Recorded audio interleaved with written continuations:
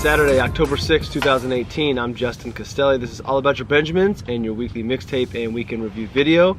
Last week at this time, I was embarking on a 28-mile march with a 35-pound rucksack on my back with a bunch of buddies from FinTwit for the March for the Fallen fundraiser. So that's why there was not a mixtape or weekend review video last week. About a week later, my feet are almost back to normal, so the healing process is going well. It was a great time, a tremendous challenge, and I'll be doing it again next year. I'm sure you saw all the tweets as the day went on last Saturday. But I'm back, so let's get into the news this week about the headlines and news impacting your financial plan and your investing. And as I was reviewing the articles in my Slack feed this week, there really weren't a lot of things that I sent to myself to talk about today, but the ones that I did were actually pretty important, pretty big. So let's start with some economic data. We'll go through these real quick. In September, the unemployment level fell to the lowest level since 1969. If you're keeping track at home, that's 3.7%. So we've talked about unemployment quite a bit this year just because that's what the Federal Reserve is looking at and is using as a metric for what they're going to do with interest rates going forward. So unemployment continues to come down, and the Fed, I'm sure, is watching and will be making their adjustments to interest rates accordingly.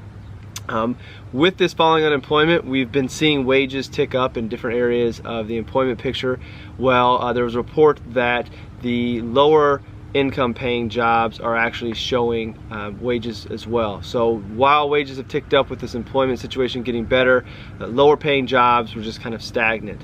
But we're seeing this pressure in the employment picture. If we're having low unemployment, that means it's shifting some of the power into the employees' hand as far as wages and competitiveness in hiring for new jobs. So we saw that on the high-end jobs, and now we're seeing it on the lower-paying jobs, which is good.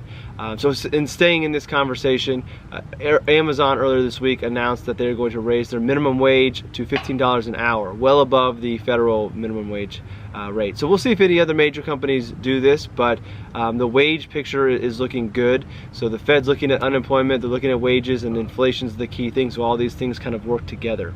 So that's the main thing on the economic front. Let's go to everybody's favorite subject, politics, and just going to basically read what happened, and then that's it. I'll let you find your own sources on what that might mean for your personal views.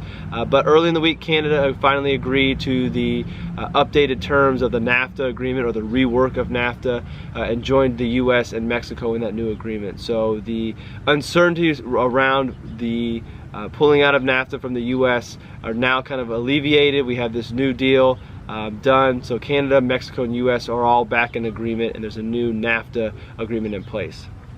The other major political story centered around Brett Kavanaugh's confirmation hearings about whether or not he'll become the next Supreme Court Justice.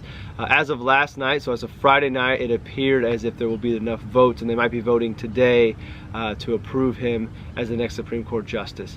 So despite all the news that's come out from the past and the accusations that have come out, it looks like he's going to be the next Supreme Court Justice.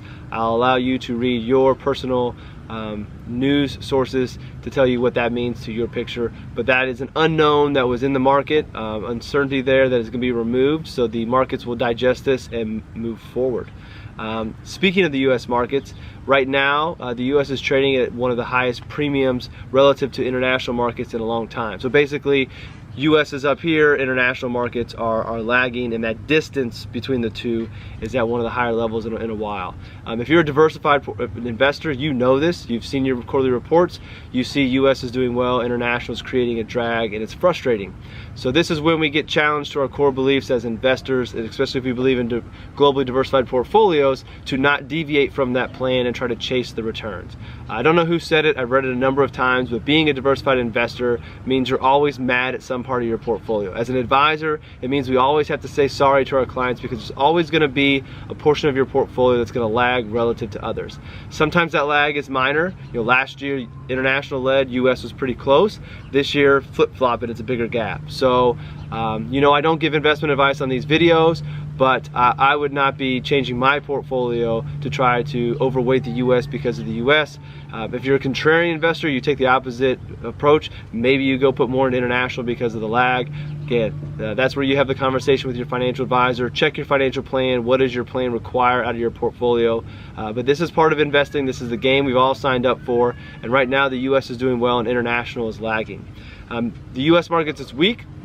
won't get too much into it, but started out pretty strong. We hit closed at all-time highs middle of the week. In the last couple of days, we had some sell-offs go on. So red on the last 2 days of the week. You know, from a number point, if you're looking at the Dow, it looked pretty big, but we're still sitting at good levels. The markets are still positive for the year in the U.S.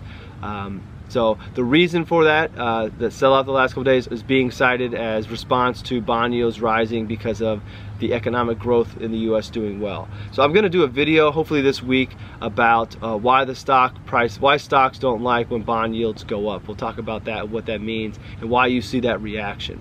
But all in all, things were good this week. I had a great week. I hope you had a great week. And that's it for this week's Week in Review. So be sure to check out the mixtape articles below.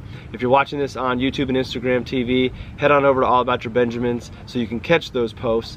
You know, the best posts from the blogosphere this week. There's some great writers out there, some good posts, so make sure you go check those out. And while you're there, be sure to subscribe to make sure you don't miss out on anything All About Your Benjamins. I thank you for watching, and I'll see you next week.